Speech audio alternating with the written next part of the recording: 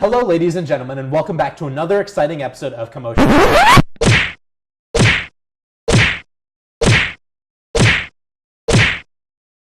I'm your host, John Devoe, and just like last time, I'm going to act like this is a late-night talk show, even though I'm really just a mediocre white Steve Harvey with more hair and less shows. For those of you who are new, let me explain how this shindig runs. Commotion is Cardinal TV's pop culture debate show, where I ask a group of panelists some relevant questions surrounding popular news and media and listen to them debate while I sit back with a drink. Sparkling water, of course, since this is still technically daytime television. The winner, as decided by yours truly, will win a Chipotle gift card with 97 cents on it, as well as 30 seconds of on-screen free time to say as they wish. Before we meet our panelists, I've got a couple of quick things to say. The first, I've got a few episodes on last week's questions. The first is that the government, we talked about the government shutdown, is no closer to stopping this impending shutdown. They had a bill with 3 weeks of emergency funding. There is a bill on the House floor to fund the government for 2 years, but it's still a long way from passing. And since the emergency bill is ending this week, or probably has already ended by the time this episode goes up, we've got a problem. So that's grim. But for some good news, I watched all of Altered Carbon, and it's incredible. If you like sci-fi drama and thought-provoking stories, go watch it. I loved it. Also in the good news and science categories is Elon Musk's rocket launching his sports car to Mars, which happened just a few days ago and went without a hitch. I'll put a picture on screen somewhere of the mannequin that's in the car that's floating above Earth on his way to Mars. And since it worked so well last time, let's try this again. If you want to be here on Commotion debating with these lovely panelists, direct message me on Twitter or Instagram using the handle that appears somewhere in this region of the screen, and tell me why you want to be here. And with that out of the way, let's meet our panelists. First up, we have Maria Romeo, and even though I asked her about her fun fact half an hour ago, she's still thinking of it. Next up is Chris Murray's, whose official position in the CTV show Fish at Night is called guacamole. It's his official position title. Finally, we have Josh Ramos, who said, and I paraphrase, "My life's dream is to follow in the steps of my second uncle, who is a taxidermist." Don't listen to him when he tries to tell you it's not true. You trust me. Why would I lie to you? Believe me. Believe me. Believe me. Believe me. And with that, let's dive right in. So the first question is about the Super Bowl. How do you feel about the Eagles win, or perhaps more potently, the Patriots loss? And just thoughts on the game in general. And our future taxidermist, we'll start with you. So I'm tired of seeing Brady win, and I was happy that the Eagles won at first, but now I just feel like the Patriots should have won, but they didn't. Yeah, I wasn't really paying attention to the game. I was working very late, and I was exhausted, so the Eagles won. It's pretty cool. The Eagles won. It's pretty cool. Yeah. Wise words. All right, Guac, you're up next. Yeah, so I watch about one football game every year, and that's usually the Super Bowl. And I've definitely seen the Patriots win it a few times, so it was nice to mix it up a little bit. And, you know, I really wasn't rooting for either team, but it was actually a pretty entertaining game, and I enjoyed it. Glad to see someone else win it. That's good. Yes, it was nice to see somebody else win it. For sure. Tom Brady has won his fair share, perhaps more than that. And Maria? Well, I do not watch football, but... Not even the Super Bowl? Well, no, I do watch the Super Bowl. That's the one thing that I do watch, only because I like the commercials and the halftime show. But, I mean... We'll get there. I don't watch football, but, like, it was a good game. It was a good game. I thought it was. Like, it was close. It started off a little slow. Started off, I think it started off really slow, and the first half, the Eagles forgot how to make a PAT, and of course that wonderful play, the pass to Tom Brady after 2 consecutive tossing handoffs, 2 laterals, it was just out of this world. And that, see, I don't even know what any of that means. So. No, me neither. No, but you did lost. make up a good point, man. They couldn't make a single field goal for like the first. Man, it was like the first quarter. I don't think anybody could make a field goal. Well, they made the field goal, but they couldn't do they made touchdowns. Like the Eagles, they made 2 touchdowns and 2 missed PATs. And then the Patriots also missed one. They tried to tie it up or something, and they missed it. It was just like, it looked like a high school game in the beginning. Yeah, but luckily JT came out halfway through and stunned the crowd with a nice medley of his biggest hits. Stun the crowd? You mean like he deafened some of the crowd? He or deafened some of the you crowd. know, I feel like I got to give a lot of credit to those audio engineers and everybody that worked on the production because they definitely auto-tuned his mic very, very well. Here we go. Again, we're all comm students here, so of course we've got our comm-related answers. So yeah, that was pretty good. Any final thoughts on that? I can't wait for baseball season to start. Go Birds. Wow. Yeah. Go Birds. Yeah, you pick a city and a bird, and I guarantee it's a team somewhere. Oh boy. All right. So which? Yeah, Major city no. and a bird.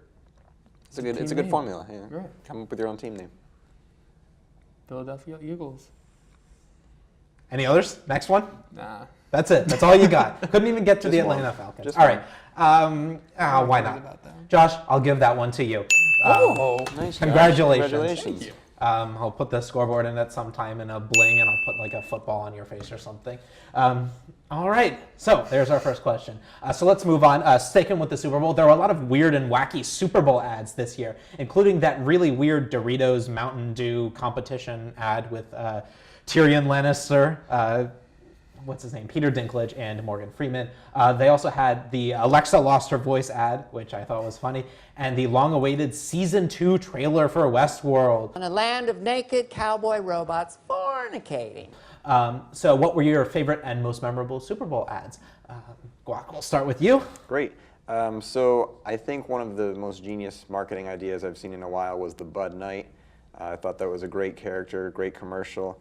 But my favorite probably has to go to the M&M commercials with Danny DeVito playing the human M&M. Honestly, anything that he's in, I will consider a masterpiece, and these commercials are not limited to that rule. So. Oh, Danny DeVito. I mean, Danny DeVito's. He's a good guy.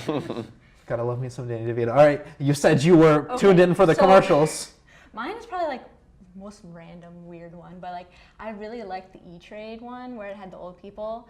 They were like, I'm 85 and I want to go home. I don't know, this is my sense of humor. I don't remember that I one. found it hilarious. Look it up, you'll remember it. This is fiction. This commercial didn't actually happen. I'm just kidding. So the E-Trade one, we've got the Danny DeVito one, which was hysterical, of course. I know we're talking about like some of the funny stuff, but I honestly love the ones that had like the Olympic stories in it. So the little girl that didn't have any legs, and then she grew up to be, and then like they showed the stats of the probability of her being an Olympic medalist and stuff like that, and then it eventually just showed like her training progression. That one spoke to me. But then you mentioned the one with Morgan Freeman, the Doritos Mountain Dew one. How much money are you stupid enough to spend on a celebrity like Morgan Freeman and not even use the God-given voice? Like They did. They used his Yo. voice for like 4 seconds. it's like for not even a sentence, and I was like, how do you do that? His voice is so magical. It's the reason why Morgan but he Freeman was- is famous. He was rapping to Missy Elliott, though, so I mean, like, you know. But Missy Elliott is not Morgan Freeman. Well, no, but What do you mean, well, no, but what? I don't think Morgan Freeman's as amazing as you're making him sound out. I think that Dude. Missy Elliott deserves a lot Yo, more I credit than want you're not you- giving her. That's all I'm saying. I'm gonna read you a bedtime story, Yeah. and then I'm gonna have Morgan Freeman read you the same one, and I want you to decipher. Tell me that you're not in love with his voice. Okay. Well, I mean, I'd love to have you read a bedtime story. I'd like to hear what that sounds like. I'm not gonna automatically give it to Morgan Freeman because I've heard his voice more, but I can't assume things. I got the wide range of voices. Yeah. Nice. Yeah. Okay. Can we hear your best Morgan Freeman voice for the win? Maybe. No. Oh God, no. No, that Oh, was God, not it no. at all. Oh boy, oh boy. All right. It's okay. So obviously, with that mess, we can't win here. You tried. And, You tried. That's all right. Chris Murray is just completely trodden on Morgan Freeman. So Maria, you get that one with your E-Trade commercial. And speaking of commercials, we did a nice big intro, so we'll wrap it up there. But when we come back, some more exciting commotion for you. With the groove, show proof, keep it smooth as I bust the move. Hey, yo, step it swiftly, with me, keep up. If not, just stop, hop a squat, put your feet up, read up, pay attention, listen to the melody. Remember what you heard, got my words to the spell of me. Top notch, got 'em all jumping like hopscotch, or jumping rope like double dutch in the air. Show me what you got, keep it hot like the heater. You thinking you a treat, cause you're sweet, but I'm sweeter. Leader of the pack, cause they all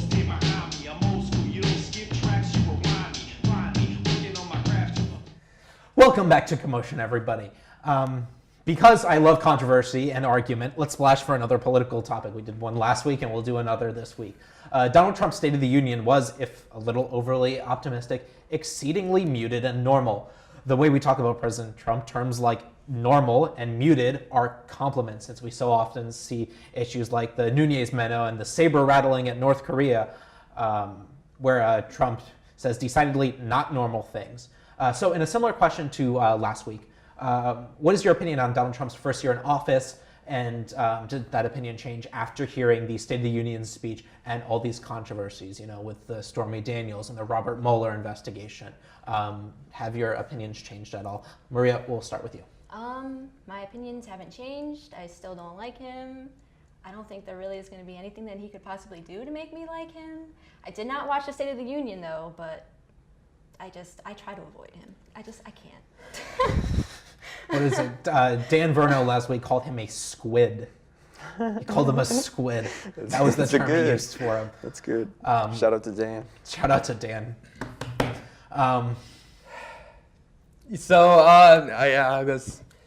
I really like what he's been doing, honestly.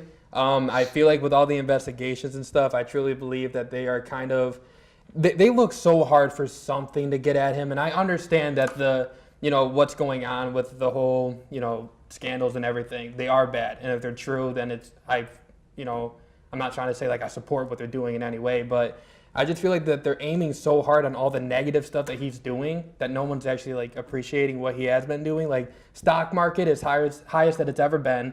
Unemployment rates are really low, and he has the most women working in the office than ever before. Like I feel like with all those kind of things, like those are big things that a lot of people wouldn't expect out of him if they just focused on all the rumors that's been being said. Like I don't know. I really feel like he's doing a great job for his first year. I'll get back to you in a second, young man.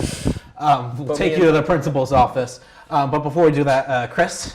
Yeah, I'm not a huge fan myself.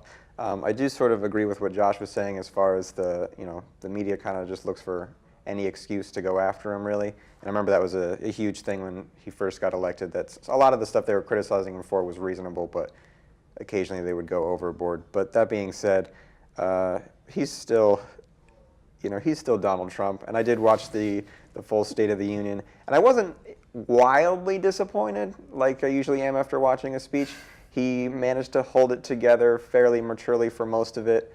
It's just when he goes off about, like 1.5 million keeping Muslims out of the country, and talking about ISIS as it's like the biggest terrorist threat to the country, when there's way more domestic terrorism than there is anywhere from the Middle East. So that was my biggest issue with the State of the Union address, personally. His State of the Union address, of course, for those who didn't watch it, was very optimistic about America and its goods. We're running out of time for this segment, so unfortunately we can't. I had too many questions this week, so we can't get into it.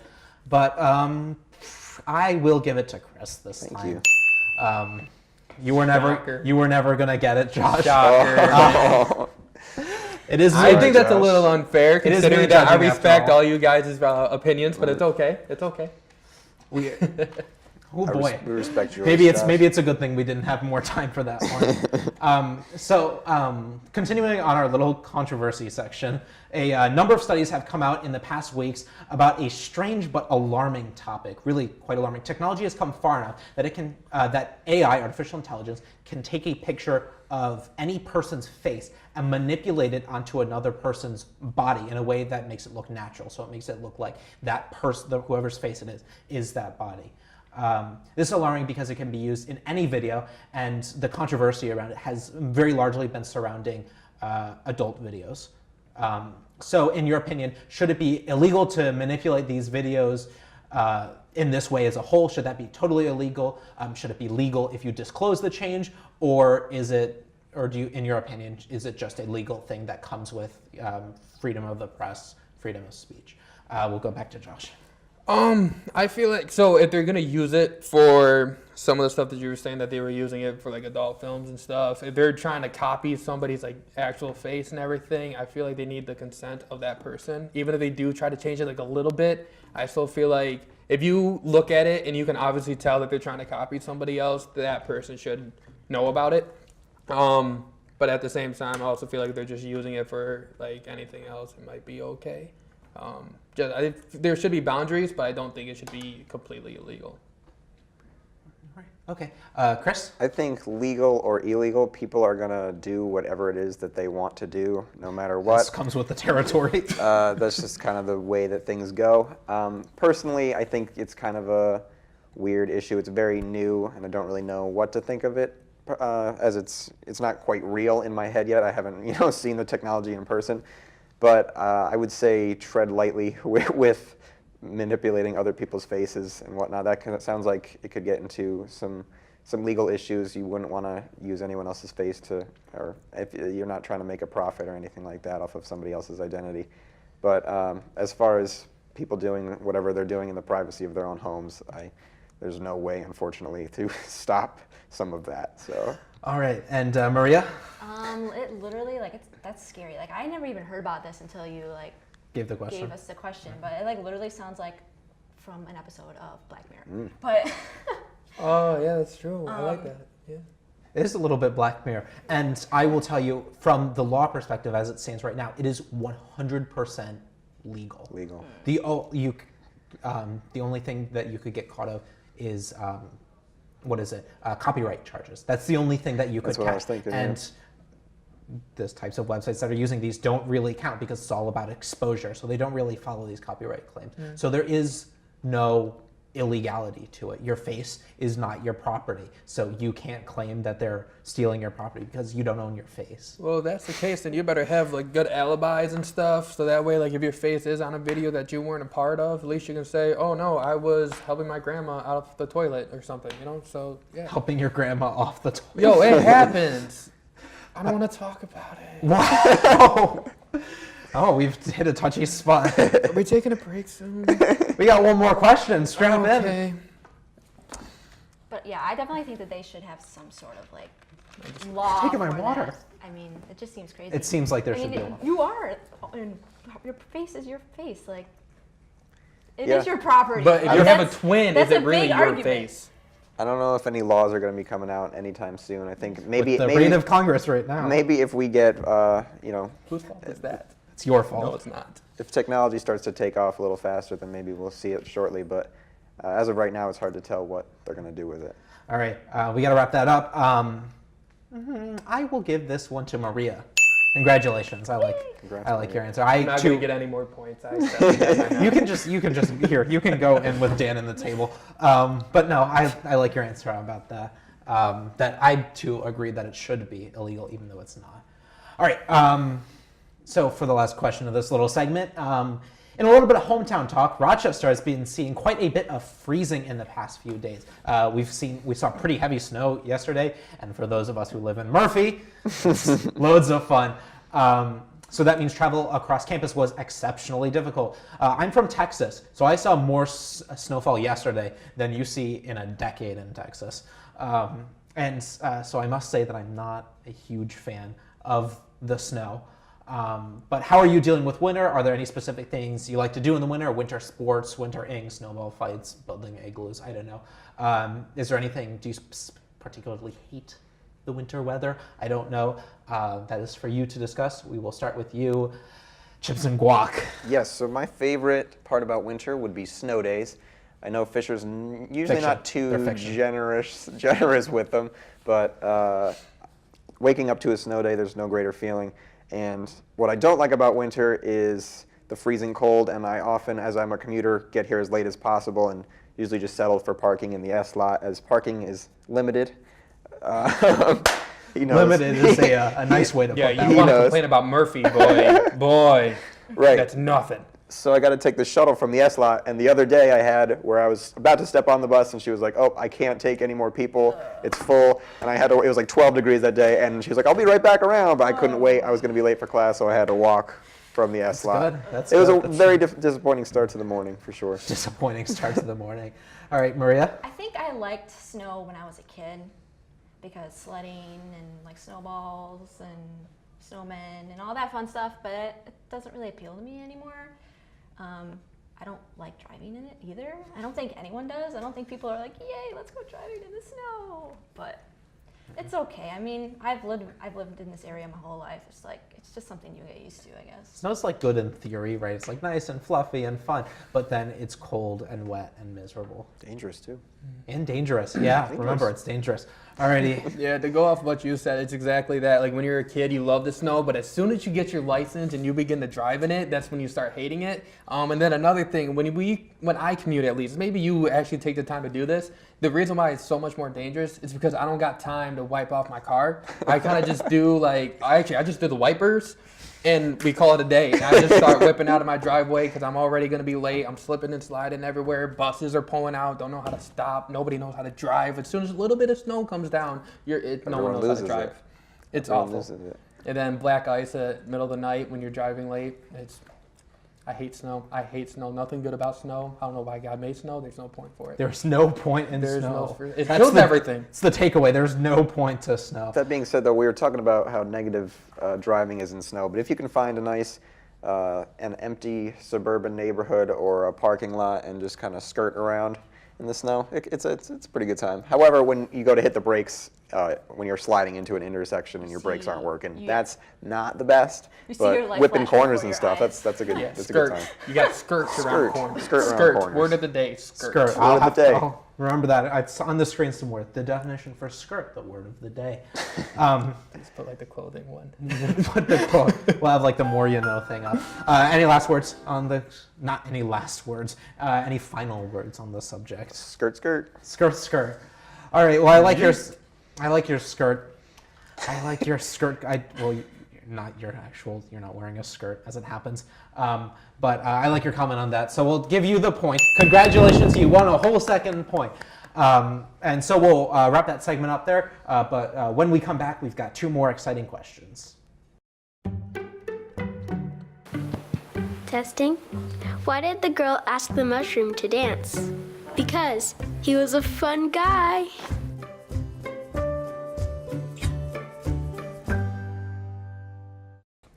And welcome back to Commotion. Just before we go with the question, I'm going to take a point away from Josh because of a comment that he made off screen. Oh, man. Oh, boy. And you guys, I'm very sorry. You guys don't get to see that one, but believe me, it was worth it. So the score is currently 1, 1, and 2 with Maria in typical, the lead. taken away from the Republican. There you go. Oh, boy. Can't even touch that one. Alrighty. The 2018 Grammys... Stop laughing. The 2018 Grammys have come and gone, and with it, we've seen a lot of familiar names taking home huge awards home. Bruno Mars took home 6 awards. Kendrick Lamar took home 5. Jay-Z saw a whopping 8 nominations, and lots more. It was a great show. So what are your thoughts on the 60th Grammys? We will start with Maria. It wasn't my favorite year.